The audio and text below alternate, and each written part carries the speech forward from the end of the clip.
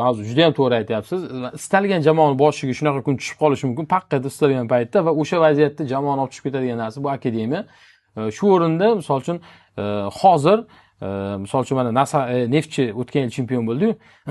Shunaqa holat borki, Neftchida o'sha viloyat hokimi Xayrullo Bozorov juda ham bir to'g'ri ish qilyapti. Qaysi ma'nodaki, o'zi juda ham bir futbolga mehri bo'lakcha bo'lgan hokim bo'lgani uchun faqatgina Neftchida asosiy jamoasiga pul tikib chempion qilinglar bo'ldi demayapti-da. Misol uchun Neftchi ba'zani stadionni zo'r qilib qo'ydi. Hokim Farg'ona viloyatiga hokim bo'lib kelgan zahoti birinchi bo'lib Xayrullo Bozorov stadion qaytadan rekonstruksiya qilib bergan. Ya'ni men hokim bo'lgan paytimda Farg'onaga shu stadion mendan esdalik bo'lib qoladi. Ya'ni qachondir hokimlikdan ketadigan bo'lsa esdalik bo'lib qoladi deb zo'r qilib rekonstruksiya qildi.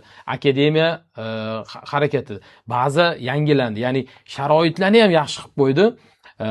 Ya'ni o'tgan yil chempion bo'lgandan keyin aytdi Xayrullo Bozorov, biz vodiy futbol markazi bo'ladi O'zbekistonda dedi va shunchaki bu gapni og'izda qolib ketmadi. Ya'ni hokim shunchaki ura uchun og'izda aytib qo'ymadi, amalda ham shuni harakatiga uchishni boshladi. Ya'ni o'sha Farg'onada futbol akademiyalari, maktablari ochilishi, akademiyalarga joy qurilishi, akademiya binosi va hokazo va ayni paytda Neftchi to'g'ri yo'lda ketyapti deb ayta olaman.